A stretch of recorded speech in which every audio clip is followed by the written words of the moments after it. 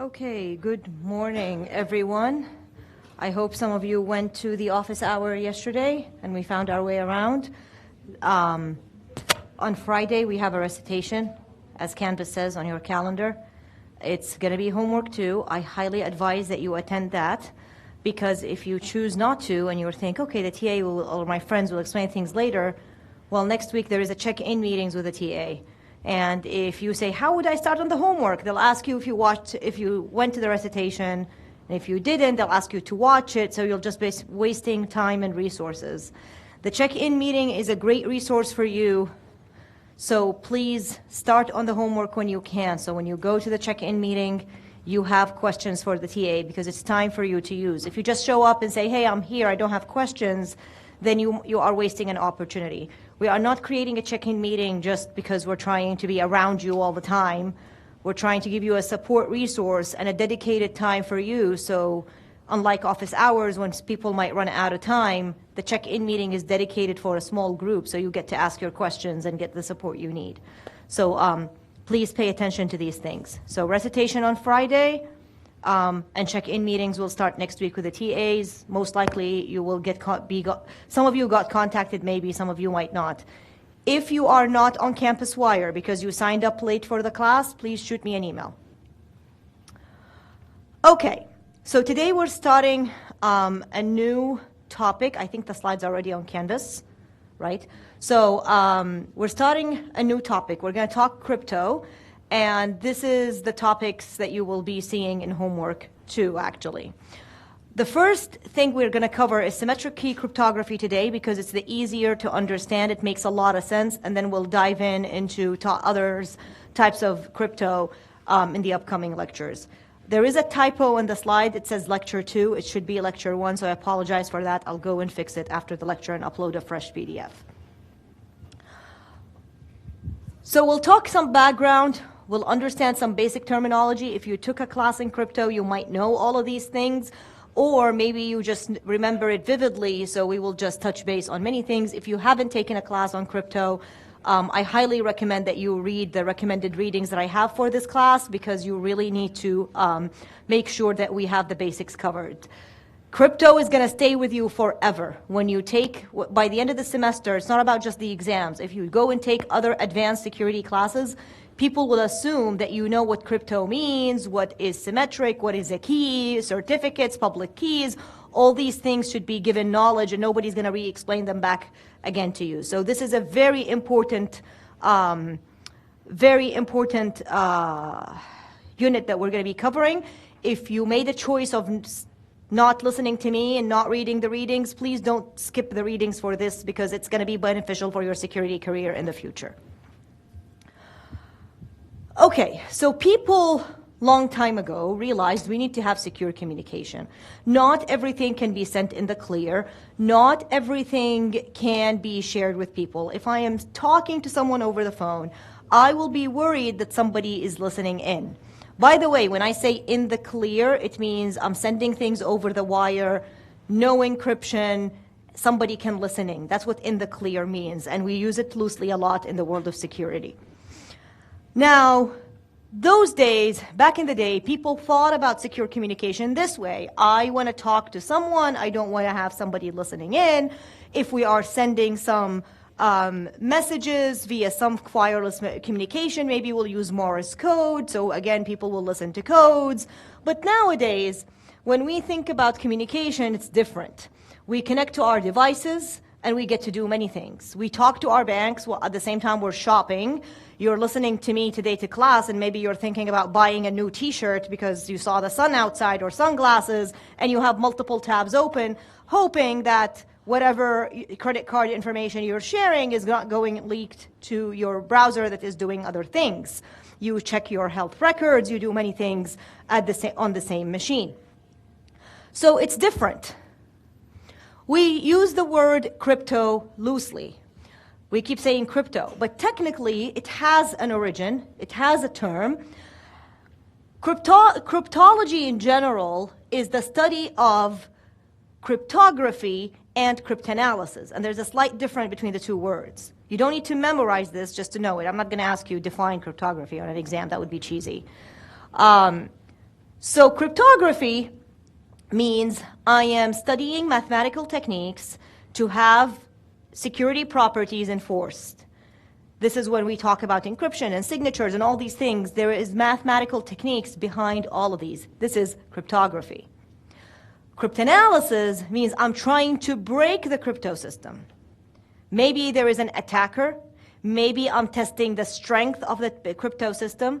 Maybe I'm trying to see if my assumptions still hold. So cryptanalysis can be performed by an attacker, can be performed by the researcher.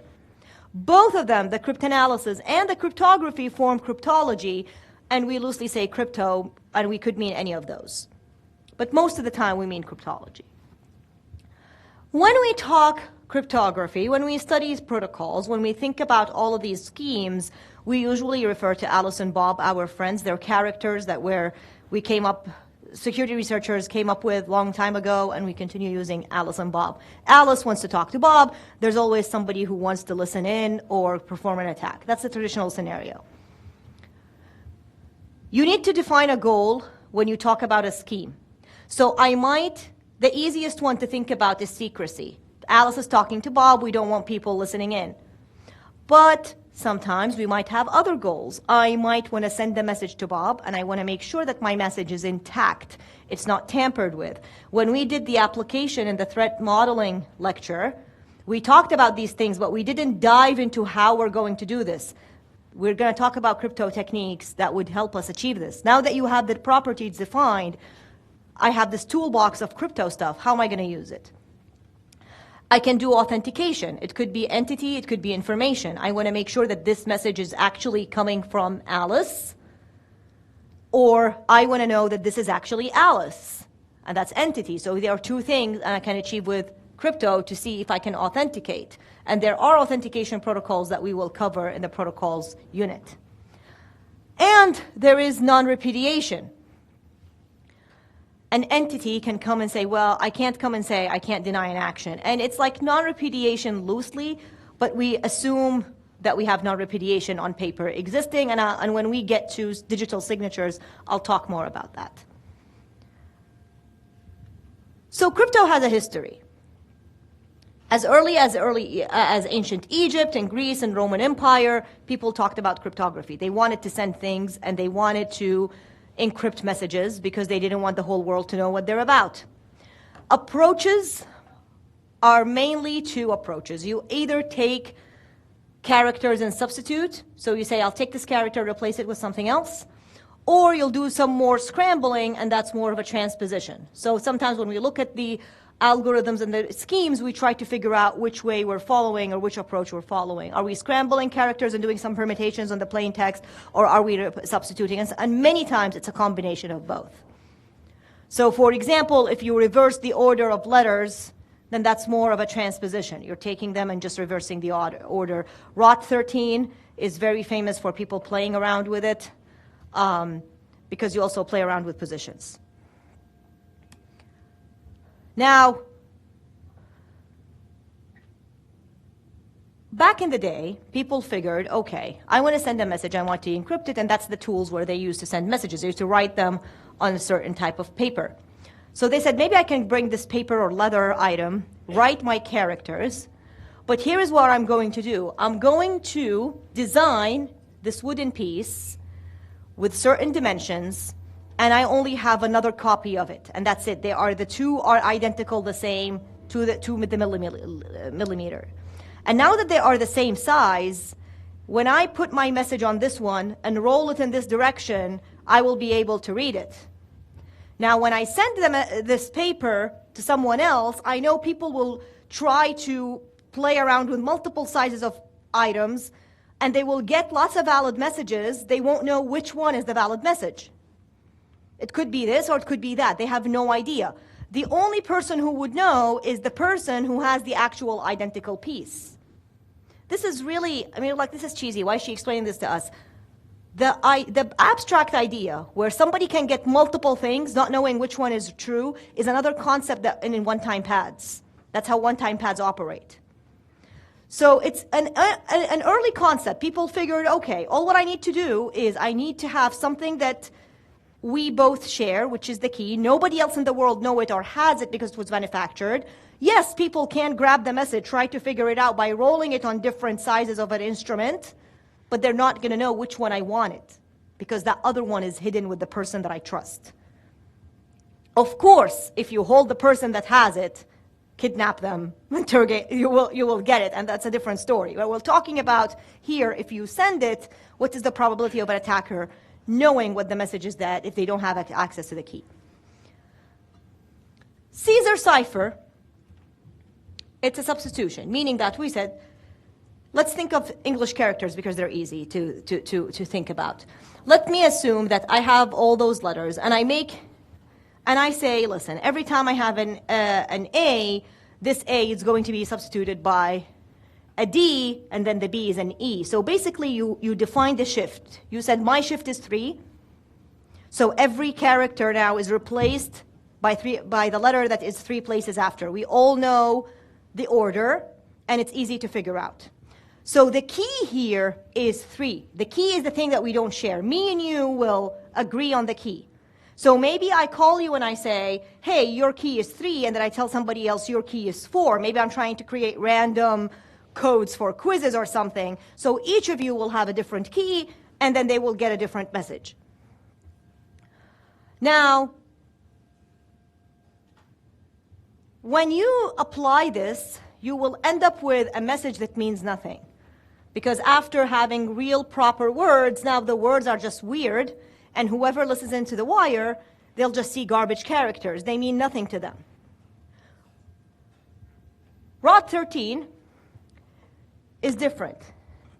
It's a Caesar cipher, but the shift is 13.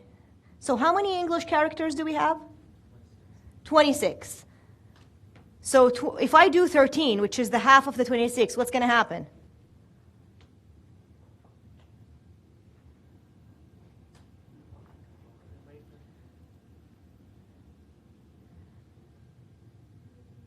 What does it mean?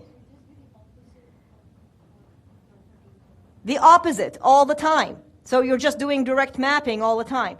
So it's used for fun and jokes and memes in the past. Like, no, everybody knows that it's not the most secure thing, but it's something that people used it all the time. In the past, it was used to encode email addresses from bots, but now bots are smarter and they know about it. Like, this is really, like, it has old history with the use of internet. But now we use it as a joke. We say, oh my God, this encryption scheme is just as strong as Rod 13. That means that it's really weak, really weak. If you say this is as strong as Rod 13, it means it's nothing. It just means nothing. So in CTFs, in general, you'll find Rod 13 a lot because it's fun to play.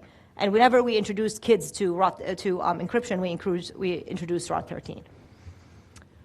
Okay. Now, you looked at the garbage characters, and you're like, wait a second, do you think they're outsmarting me, sending me this with a shift key, and they're hiding the shift from me? Well, I might see the letter Q showing a lot in that text, in the garbage characters. And I know, by studying the English language, all the words in the dictionary, I know which letters would appear most. We know that vowels appear a lot versus letters like Q that have only a few words in it. Like if you open a dictionary and see how many words even start with Q, they're not as much. So when you see the letter Q appearing a lot in the text, you will look at it and say, wait a second, that must be not a Q. It must be an O or an N maybe. And if it's an O, then the shift should be this number. And if it's an N, then the shift is going to be this number. And you try the different shifts and see which one will give you words that you can play around with, and you'll end up guessing the text. Right? That's what you're going to do, most likely, if you're thinking like an attacker, or even if you're a kid who's trying to break something. So this process is called the frequency analysis attack. Why it's important? It means that there is some frequency in your ciphertext. Your ciphertext has something, has a pattern, has a frequency. When we see patterns We recognize them. We've been doing this as humans for a very long time, recognizing patterns. And now machines are recognizing them. And we think there is something called AI outsmarting us. It's not outsmarting us, it's just recognizing patterns. Human intelligence is far further than just recognizing patterns. Anyways, so here, the kind of attack I'm talking about with Caesar cipher is not an attack that you don't have to worry about. It's an attack that we worry about for every modern scheme in crypto.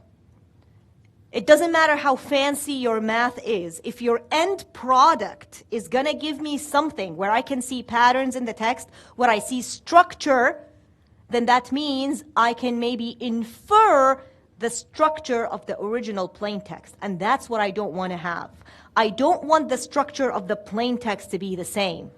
If my sentence had maybe a verb and a noun and then an adjective, I want to break all that structure even. I don't want to see that. I want it to mean something different, mean nothing. So of course, it gets easier the more you can put the patterns together. You can improve your attack because you know certain letters come together. So if you see a certain letter that doesn't make sense, but there's always another letter after it, then you'll figure out maybe that's a the or an AU or an EA or whatever is very common in the English language. Again, because we kept the structure. So our goal is now to start destroying this structure. Maybe we can use multiple encryption alphabets. And people tried to do this monoalphabetic substitution, and they say, here's what I'm going to do. I'm going to think about how can I transform the text so I'm not just replacing one alphabet, and this alphabet is really predictable after the transformation. Vineer cipher, or Vineer, is one of the ideas that said, hey, maybe we can just improve what we've been doing. Caesar cipher is really predictable because it's susceptible to frequency analysis attacks. So what I'm going to do is the following. Create a matrix. For those of you who hate matrices in math, sorry. For those who love them, there you go. So basically, I'm going to say, I have my plain text here, that's the P, and the K is your key. So my key is the word deceptive, deceptive, deceptive. What actually, that's the key. So why does this matter? Because according to the Vineer, what you're going to do is you're going to map to create the C, the ciphertext. So for some of you, it's all kind of obvious. You'll just map them. It's like you're going to go by the column and row and see where they intersect, and the intersection is going to be your ciphertext. Like this is kind of like the games we play when you were a kid, and basically that's Vineer's cipher. So now you're like, how is this helpful? Is it destroying the structure?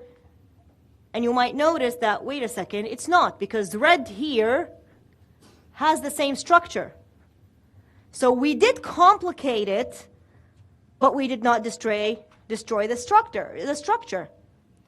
So now we asked the question, why didn't we destroy the structure? Because the key repeated. It's the same key here, right? That's why the matching gave me the same characters. So I figured to destroy the structure, I can't repeat the key that soon. My key has to be long. How many people want me to repeat this?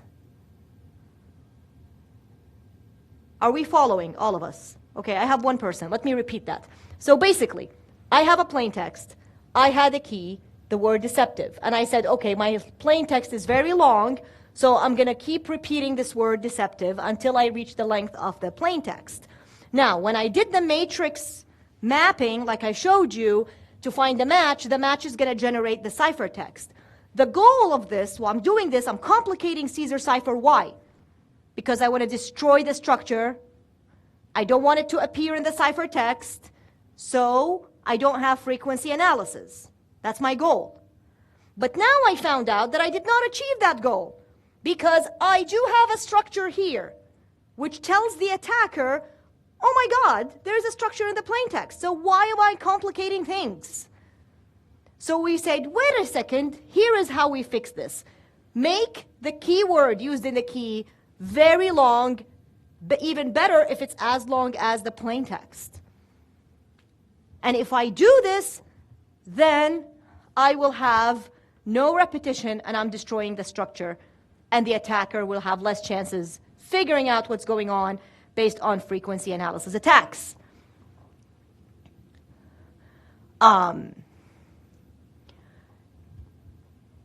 Okay. This is the idea actually behind after that one-time pads, and I'll talk about one-time pads in a bit. So basically here, people thought, let's try to improve Vineer. So if I worry about cryptanalysts trying to find my key length, people said maybe we can do those Fridman tests and Kaczynski examinations. They're like methods from statistics that would help with understanding the frequencies and stuff like that. I don't have to worry about it, just an example. But then after you apply those methods of tests that are known in stat, then you try to apply frequency analysis to see how good would the cryptanalyst be able to predict the key length. People thought maybe we can pad the key with some plain text. So they said instead of repeating the same word, maybe I just add some padding. Padding is also another concept that we use in modern cryptography, but for different reasons. So they said, we'll just keep padding. Maybe we make the padding random. So again, this was also vulnerable to frequency analysis, because if the padding is the same, then the attacker will just find the padding, and there are probabilities and statistics on how to do that. The agreement that they reached at the end, that for this to work, I have to use a key that is as long as the text. And it has to be statistically independent, meaning that what? Meaning if I see the cipher, I shouldn't know anything about the key. If I see the plain text, I shouldn't know anything about the key. It should be statistically independent, has no relationship that I can infer statistically by just looking at those characters, and it has to be as long as the text. Vernam cipher is more of a stream cipher. That was 1918. Vernam came and said, okay, now maybe we should just move on from working on those letters, because when we send things, we send them digitally in zeros and ones. So let's work on the bits, not work on the letters. So if P is my plain text, and I have a key as long as the plain text, statistically independent, like we agreed on, then my cipher would be that I'm gonna, what is this sign? An XOR. I'm just gonna do an XOR on the bits. Everybody know what an XOR is? Okay. If you forgot what it does, the truth table is available on Wikipedia. Okay. So the XOR, so I'll just XOR them and the resulting bits, and of course there is a table here for you. The XORing result is going to give me my ciphertext, and then when I want the plain text, I'll just XOR again. So it's named after the AT&T engineer who proposed this. And you're like, but this is an XOR. Yeah, but remember, there is a key. If the attacker doesn't know the key, then they can just XOR with random characters, and they would never know what the original bit stream is. Right? But with XORs, there's only two values. There are zeros and ones. So hold that thought. I'll come back to it in just a couple of slides. But let's see how this was used. If you want to see on how this can be implemented in Python, I gave you an example Python code. for some reason, when people see the code written, it makes more sense, especially programmers, because this is math. How do I use this in applications? Here is Python code for you that you can look at. 1917, people were talking about one-time pads. They said a one-time pad is a crypto technique that uses a key that's truly random, meaning that no statistical relationship with the plain text whatsoever, no correlation, no repetition. I'm not repeating the key. It's just as the size as the message, nothing is repeating there. It's a great idea, by the way. And there are rumors that has been used during the Cold War. There is actually a story that it was used in 1943 by Soviet agents sending messages to Moscow. And what would be the one-time pad at the time? They said, okay, the one-time pad is a page from a book. So maybe I'll tell you, hey, I know you want to send me some text. The text should be the same size of characters in this one page of a book. And then the key is that page in that book. So your text has to be limited to the number of characters in there. And then your key, whenever I send you a message for us to decrypt and encrypt, is a page from a book that we agree on. You don't even have to carry the book. It could be any book that you buy off a shelf here, and we both agree on it. The idea for one-time pads to work is the key is never reused, because we said no repetition at all. So if I send you a message, you use this page from a book, the next time I send you a message, what should you do? Use another page from the book, and it's statistically independent. So maybe not the page that's 10 pages after it. Maybe a page from another book. So we have to really randomly keep changing the key. Do we see how this can be implemented in practice? I hope the example is bringing it closer. Okay. So actually what they found out in 1943, the NSA found out, is that the agent was talking to Moscow with the same page of the book. And the whole time, the NSA was intercepting the communication. A lot of people deny the story, so we don't know. But if the story is actually helping you understand the example, great. Use it as a fictional story. Okay. Again, because my key is truly random, the same text, the same ciphertext that somebody intercepted over the wire can be interpreted differently. Just like I showed you that first example from Sparta. An attacker can see the ciphertext. They might say, I have a book in front of me, let me pick this page and try to get a text out of it. Maybe they'll get an English readable text. But if they also go and pick another page of another book, they might also get another English text. So how would they know which one is the one that's intended? And this is an example. You can have here, this is the same cipher, here and here. I use different keys. The different keys caused two different versions of the plain text. I don't know which one is the right one. I don't know what is it that you're trying to tell me or to tell the other person. That is why we like one-time pads for secrecy.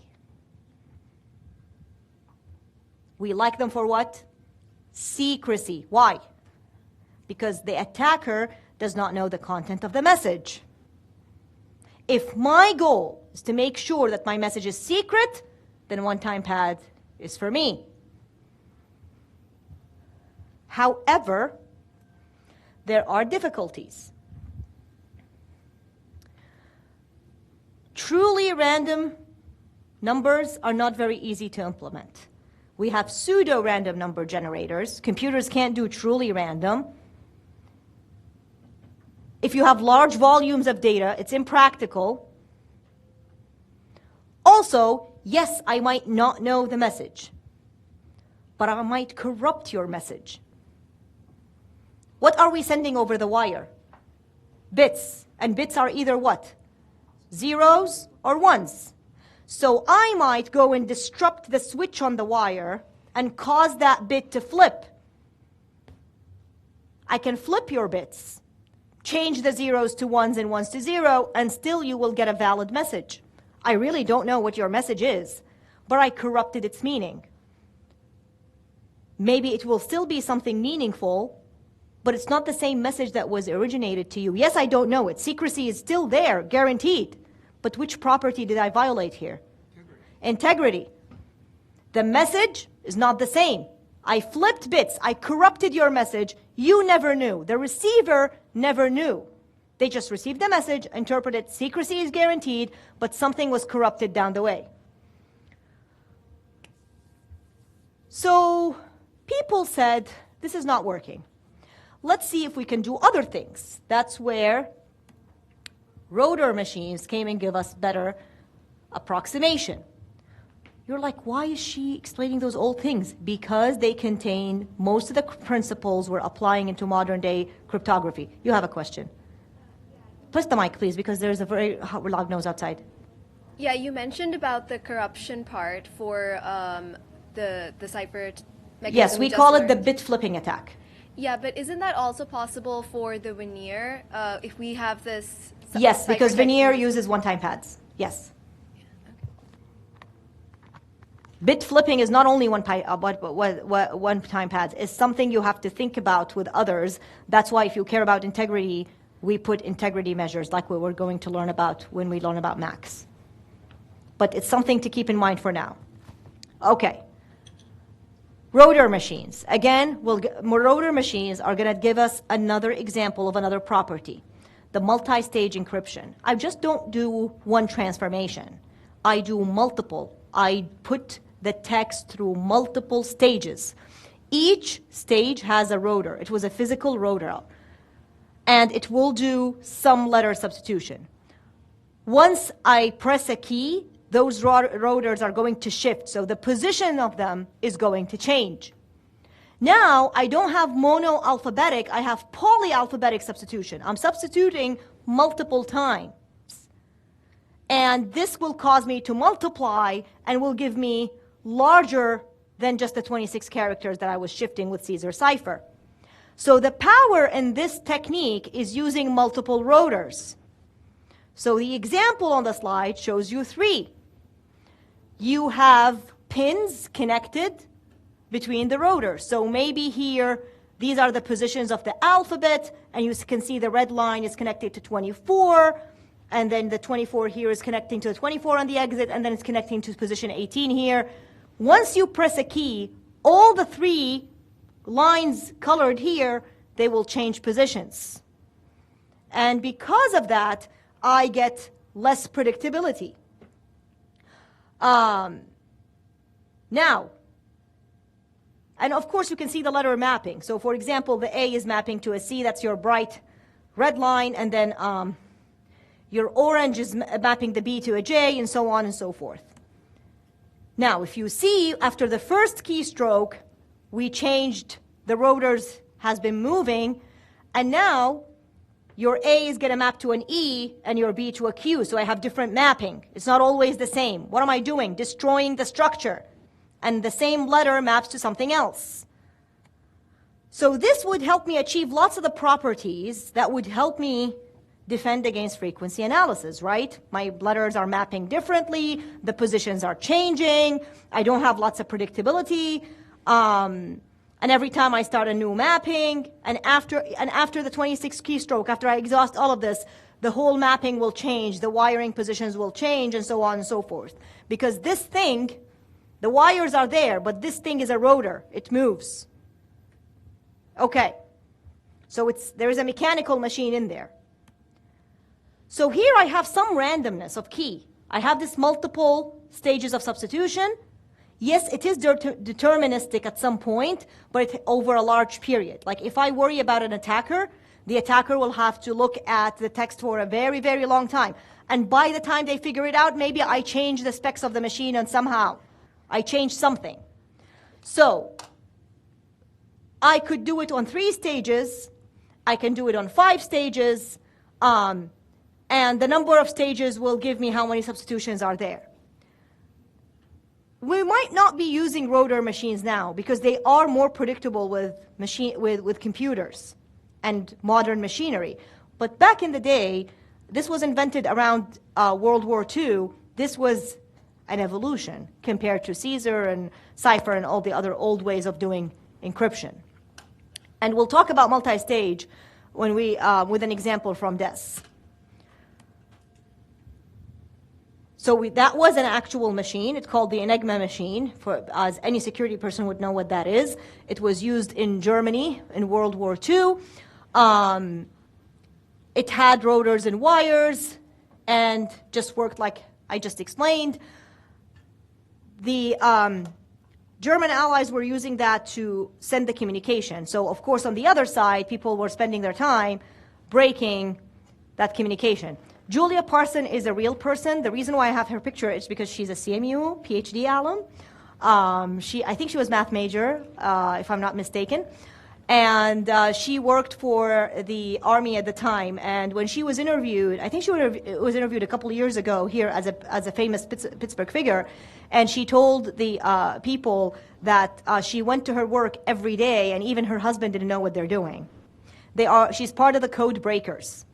They worked with Alan Turing, and their job was to try to just work with mathematical, do math by hand. Like, imagine how smart that is. They were doing lots of math by hand, trying to break the crypto. Eventually, that was broken. And they loved the fact that these machines, remember, were manual. So they loved the fact that operators did some errors sometimes. The operator errors, that they actually made their life much easier. And so you see here another example of how the importance of psychological acceptability, the importance for security. If you really have an operator that can make mistakes because the thing is complex, then attacking that would become easy. It's a weakness sometimes. So over here, maybe the machine was overcomplicated for the operators. There's a story, like if you read about the Bletchley Park, the code breakers, you can find lots of things for the details of the story, but this is like the summary version of it. However, interestingly, it was the Enigma machine encryption was broken before they did. The Polish intelligence did break it actually, but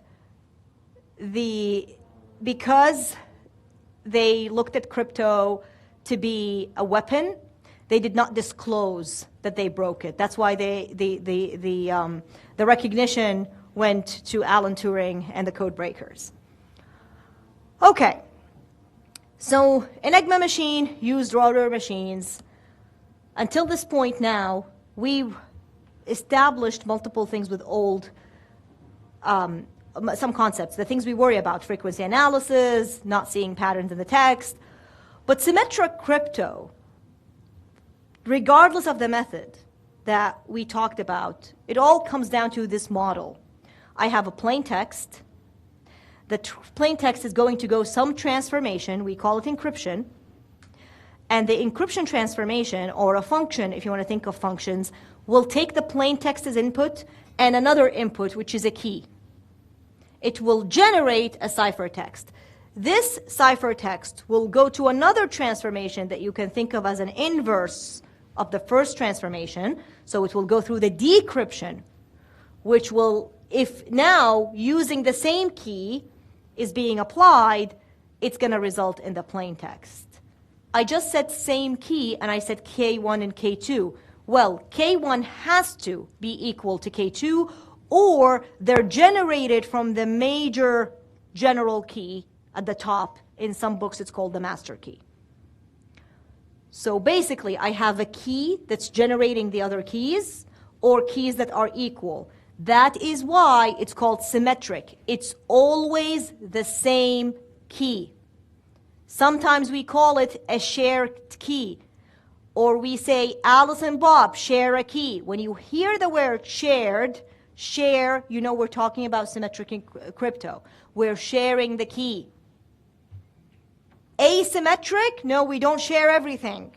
I know one key and the other is secret. It's different. Symmetric crypto, we have a shared key, a shared knowledge, we keep it secret. And it's the same key used for both operations, or they're both derived from the same generator key. And of course, both parties will have to know it. I can't just generate the key and keep it secret. How would Bob know how to decrypt the message? Are we following so far? The next term, stream ciphers. Stream ciphers. Here, people are trying to approximate what we did with one-time pads. With stream, I'm operating on the stream. I'm looking on the plain text and I say, I'll do it one symbol at a time. I go by bits, I go by characters, I go by bytes, I go by units. So here, I need to make sure that my same plain text can be encrypted with different symbols, showing different symbols every time. It's very easy to implement in hardware. There's no complexity here. Just take one unit at a time. The problem is the same problem with one-time pads. Bit flipping attack. If you have a stream cipher, the first thing you think about, bit flipping, which is an attack on integrity. Bit flipping means I don't know the ciphertext, but I know you're doing maybe some XOR or some bit operation, and now I can create a B prime such that I would flip your bit. So if your original message said do not attack, the message that I created by flipping bits is going to tell you don't attack. And here it's an attack on integrity. The text, the content of the message itself has been changed, even though the secrecy is still intact. And I did answer that question for you already. Questions so far? Are we sure? Okay, for me to feel comfortable that you don't have questions, we will go to Canvas. So please open Canvas.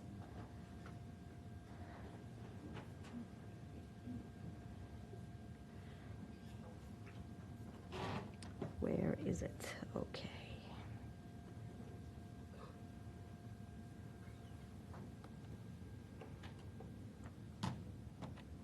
There is a quiz that should be due. Did it ask you for an access code?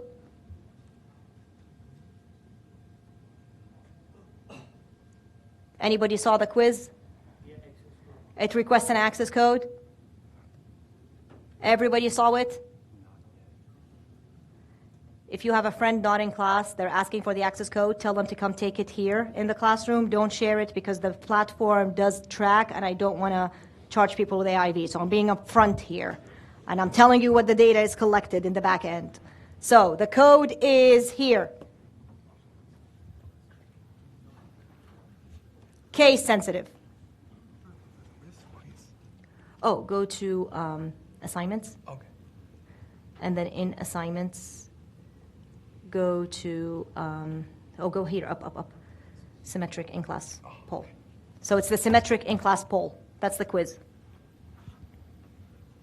You'll find it under assignments. And it's an individual quiz, not a group quiz, so please don't talk.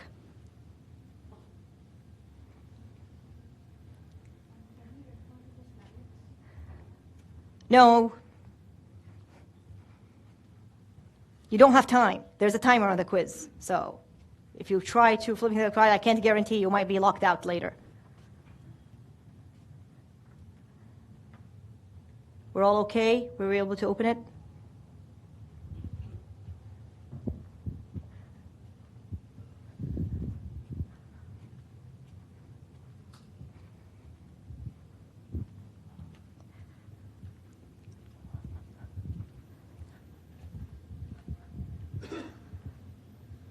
And if you're done, please take a break. We'll start again in 5 minutes.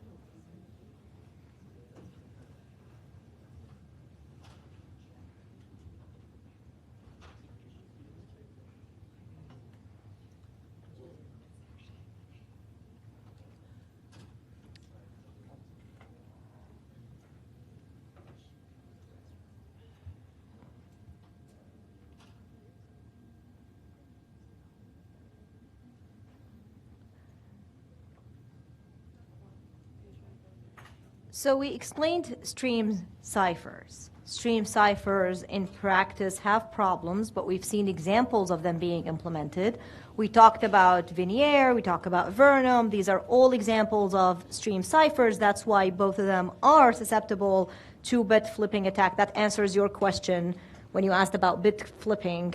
I don't know your name, but your question about bit flipping. That's the answer right there, because they're both Vineer and Vernum stream cipher. Then, of course, bit flipping will apply to them. We know that we have this problem with stream cipher. No matter what it is, what a fancy algorithm you're going to create, if you don't account for integrity, you'll have to operate under that risk. Many of the examples are broken, actually, with various attacks. Salsa 20 maybe was okay for some reason. We have newer ones. You can always look at upstream ciphers, but we're not going to cover them as much. The idea is that you're using a fixed length key. You have a pseudo-random number generator, and whenever you use a pseudo-random number generator, you'll have to send what we call the seed, your initialization vector, your IV. What does that mean? Is that your randomness will have to start with a seed. We'll have to start something before I run the algorithm, so it becomes pseudo-random at some point. So whenever you see IV in crypto, that means the initialization vector that's going to be used as a seed for some pseudo-random number generator. We also have our ciphertext is going to be the plain text XOR with a pseudo-random generator of the key with your initialization vector at some point. So we have to send the initialization vector and your ciphertext. The details of all of that, depending on algorithm, can change, but that's the main idea. Now, the other type of ciphers is what we call the block cipher, and we see that a lot with things more modern like DES or AES, which is DES is not being used. You shouldn't use it, but we'll talk about why it's weak. But then even the modern symmetric schemes are using block ciphers. It means that I'm no longer operating on bit by bit or a byte by byte. I'm not operating on those units. I'm using a block of n bits. A block. I define the size for the block, and those n bits are going to be what I'm going to operate on. Each block will be operated on using the same key. And it will encrypt to another ciphertext block. And as I said, it's the most popular. That's why we see it in most symmetric schemes. The block length is tricky. If I make it too small, like it becomes one symbol, that's almost stream cipher, so I'm doing nothing. But if I make it too large, then it will become very, very hard to implement. So I need to find a size that is reasonable and that I can map in binary. So 2 to the power n of bits is really important because I will have tables to do some mapping. The details of how that work is not subject to this class, but like advanced crypto classes, you might look in depth into all the details of how things work. And for this class, you're not writing code for how AES or DES works, but you need to learn how to use them. Okay. So usually your block can be either 64 or 128 bits. We found that this size is long enough to avoid preserving the structure of the plain text. So that's the goal. When you choose the block size, you're trying to figure out that I have a block size, not very small, not very large, but enough to keep the structure destroyed. That's my goal, that I don't have any patterns in my text that could map to the plain text.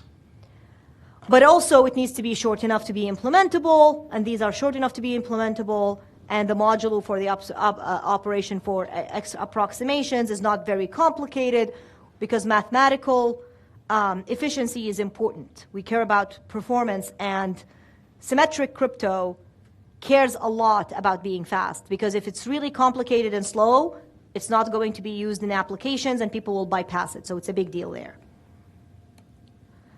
Feistel cipher is going to help us understand how some of the modern encryption work with come to multi-stage. By no means I want you to memorize that.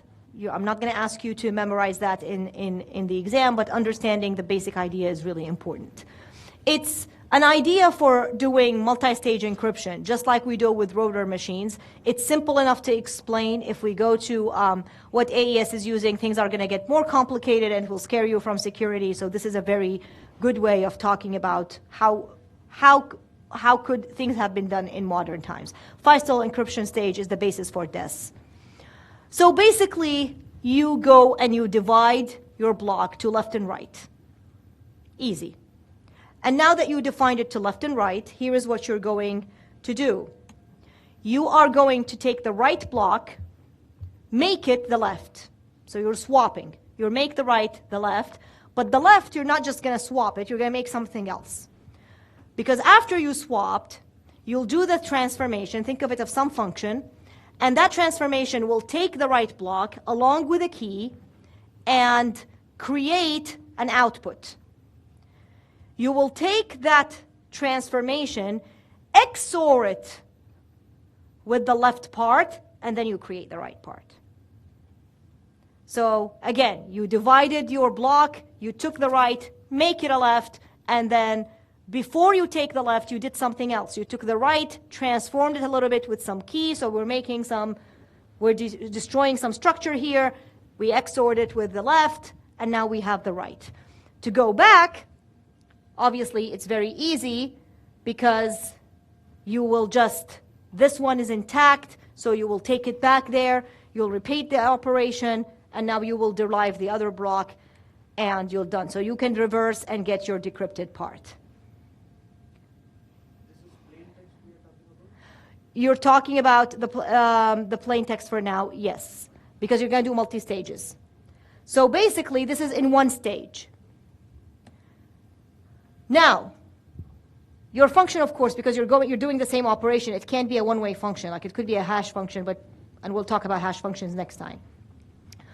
So basically, you're not going to do this once. And the Feistel network stages originally were 16, where your keys, you'll have 16 keys. All of them are derived from the one key. That is why it's still symmetric, because actually it's one key, but we created subkeys out of it. Now, because I have multiple, then I'm breaking the structure of the ciphertext. DES used this idea, used Feistel network, but AES and IDEA did not. They used something else. It doesn't matter, the details. As I said, I'm just giving you an example of what goes into those modern libraries when you call them. Lots of things, and this is the simplest one, which was DES. DES used 64-bit blocks. It's this magic transformation with something under the box that includes Feistel's network. The key size actually was 64 bits, but only 56 out of them were usable. The other bits were used for something else, for checking parities and stuff, like for checking checking the integrity and other stuff.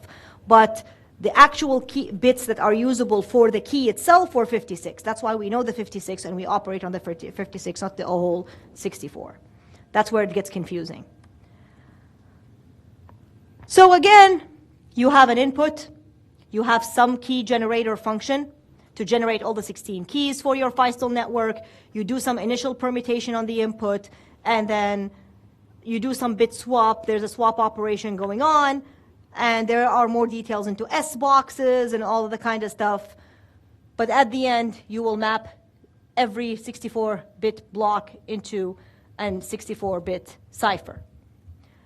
And the hope is that those 16 stage keys will give you lots of stages, just like we had rotor machines in the past. Now we're doing different implementation in software, and we're going through multiple rounds. To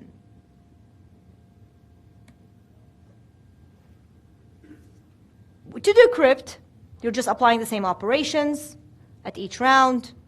And again, because it's Feistel cipher, just like I showed you the swap operations, it can be done easily. So since it's easy, was it used? Yes, it was used for a very long time. The DES itself, we say broken, broken, broken all the time. Well, technically it's not, but you can predict keys easily in realistic time, and you can do lots of brute force. And whenever you're doing, so we know that when we do analysis, when we talk about performance, we know that linear time is the faster time. So if you're doing performance and you're studying computer systems in general, you have linear time, then that means your algorithm is fast, so it makes you happy. You don't like things that are non-linear most of the time, and then you try to think of efficiency. Now here it's different. If my cryptanalysis is done in linear time, then I have a problem. So whenever you see the word linear, you know, okay, we have a problem here. So people found that this 56-bit key is crackable, very easily done by brute force. 1998 was done by AFFF, and it was broken in less than 3 days. Yes, people said, but the machine was like very expensive, a little below $250,000. Well, that's 1998, and there, if you are a government, $250,000 mean nothing. You'll just add another debt. But government will invest in that, and they will be able, and if they use more powerful machines, they can even break it in less time. But maybe for an attacker, like who's after credit cards and something, you'll think, oh, you know what? I wouldn't care as much because most common attackers won't have access to that kind of resources. Now, after that, when people started, like when we see evolution in computation and our machines got faster, researchers shown that this can actually be broken in less than 2 days with the cost of a machine that's below $1,000. So that tells you that, wait a second, there is a serious issue in here. People extended the lifetime of it. So at some point, some people said, maybe we shouldn't be using DES, we can use triple DES. And you're like, why not double? I'll tell you exactly why not double in a second. But people extended it by triple, but still it shouldn't be used. It's replaced since a very long time. We know it's susceptible to brute force. Now, this is the other fun thing about it is that their S boxes remain secret. So when they designed the S boxes, they never disclosed what are they, the swap boxes, what happens in them. But people still could figure out how they work and go work around them. So even that secret design was not helpful for them at any point. What about this AES? Well, AES came after DES. It was an open competition, 1997. It has Schneier, Anderson, Wagner, and others. And there were many finalists, but the winners, one of them is actually your R from the RSA, because we'll talk about RSA next time. But anyways, the scheme uses substitution. So just like Caesar Cyber substitution, you'll substitute those characters. And it uses a permutation network. But the details of the scheme is much different than DES, and it's more secure.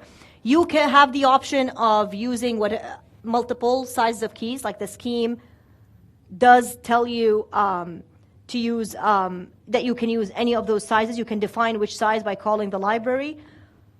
And for the blocks, you have 128 blocks. Now, of course, you want to always use the 256, but things change.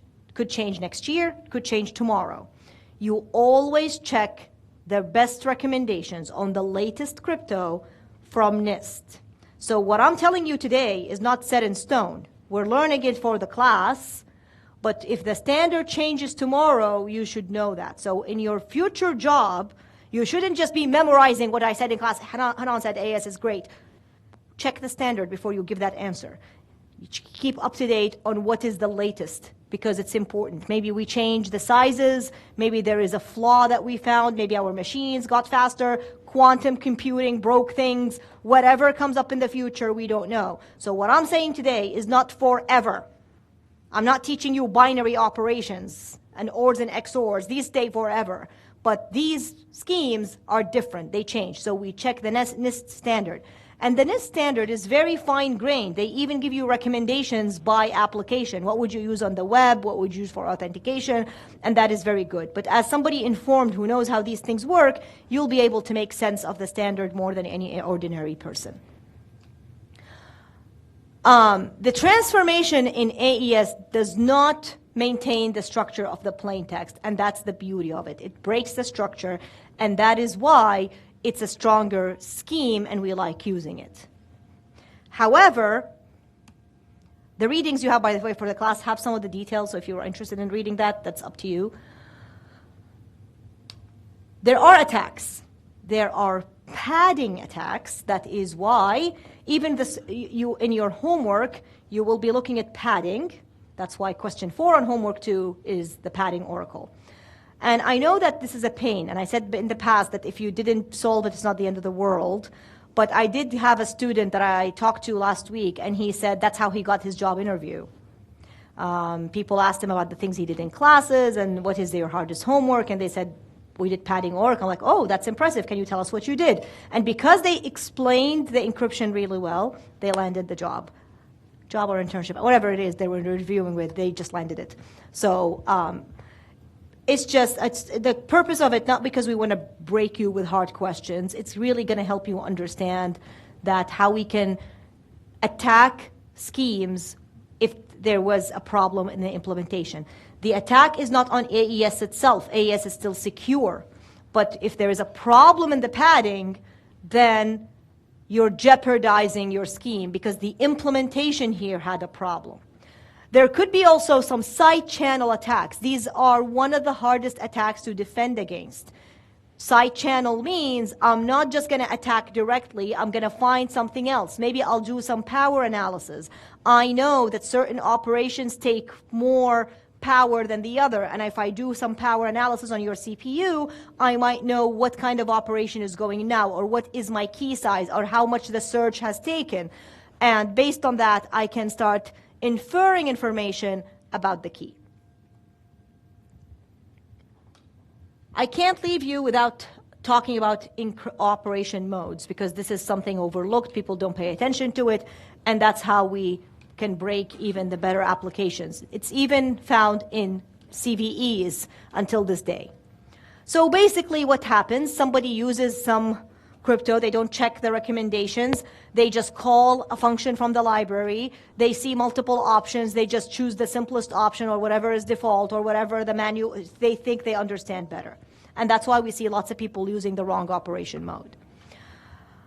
So basically, why is operation mode important? We agreed that we're going to use blocks, and blocks mean we'll have to chop the message. How we're going to assemble that, or how we're going to operate on that? Well, the first thing that came to your mind, I'm chopping the message. I'll take every block, transform it, and create ciphertext. Easy, straightforward, right? Take the message, break it, map it, and now each M1 will go to C1, and then when I decrypt, things will map to their matching blocks. Well, turns out that no matter what fancy operation you're using with encryption scheme, if this is your operation mode, what we call the electronic code book, ECB, then that's what you're getting. What is this?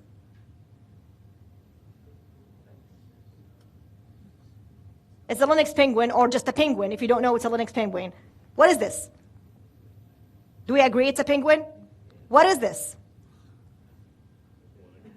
It's not an elephant, it's still a penguin. This will have to be in your head forever, every time you see ECB. My students competed for 1 year in MITRE, the embedded CTF, MITRE's embedded CTF. It's happening right now. But in, not this spring, or I think it's 2022, they said there was a team, so there is a stage where they design their product, and then there is a stage where they break other people's designs. So they said there was a team that they were really afraid of because they wrote their code in Rust. And they're like, Rust is a secure language. We all don't know Rust as much. This is going to be hard to attack. But they said they used ECB. They used ECB for their encryption. They said the minute we saw ECB, we said, wow, the penguin. There is no encryption. Basically, if you do ECB, you did nothing. No matter how fancy you did ECB, you did nothing, because the structure of your text is the same. Yes, it looks darker, but I can still tell it's a penguin. You use ACB, I can know what your text is, because your pattern is not broken. You're still susceptible to what?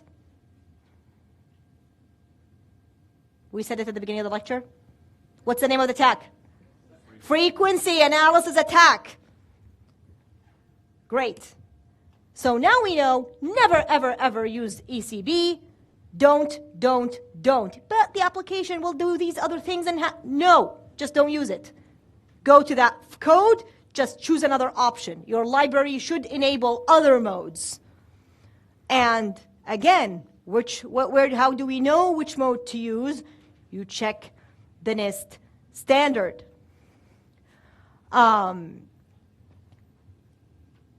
DES and AES support all the modes. So the problem is that when you call the library, it will tell you, hey, there are all these modes of encryption. Which one do we want to use? Whatever you use, it's going to be better than ECB, but always check the latest, because those also can maybe change. Here's an example if you use CBC, cyber block chaining, to simplify the idea for you, so you don't have to memorize all of them. This is how if you encrypt with ECB. This is if you use any other mode, like cipher block chaining. Why? Because you're destroying the structure. You start with 0, some initialization vector, and then you XOR that with message 1. So I destroyed message 1 to start with. Then I transform that. I take the output, chain it into the next one, and do the transformation. And then chain and chain. I kept using random things as an input-output to destroy the structure. So there is less predictability, and then I don't know if this is a penguin or an elephant or a picture of a human or a letter. Everything lies in the implementation. And that's the lesson you're going to learn from the padding Oracle attack. When you choose your random number generator, when you choose an initialization vector, if you do bad padding, that can cause your thing to break.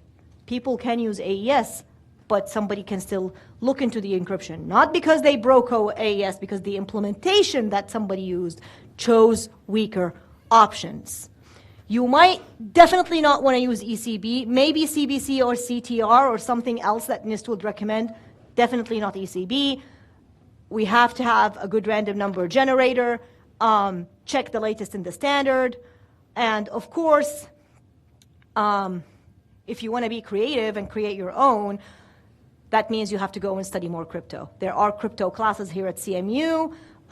There are some offered at ECE, some offered at School of Computer Science. Depends, some semesters they're offered, some are not. But if you're really interested in going deeper in crypto, I highly recommend you take some of those classes. They're really fun. I will stop here. We took a bit of a longer break than I expected. So we only have a couple of slides. We can finish it, but because I want you to think about triple and double DES next time. So we'll finish up those couple of slides when we talk about asymmetric crypto. But until now, you have all the information you need theoretically. So hopefully you understand the theory.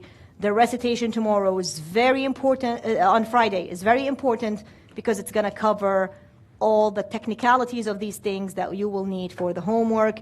The TAs will share those information. They will give you primers on pawn tools, on Netcat, on many things that you will need for the other stuff to use. So if you're not familiar with those, please, we don't expect you to come into the class knowing pawn tools, for example. If you never used Netcat before, that's fine. It's just you need to tell the TAs so they can give you some guidance. And don't forget to respond to your TAs on Campus Wire for the check-in meetings next week. See you all next week.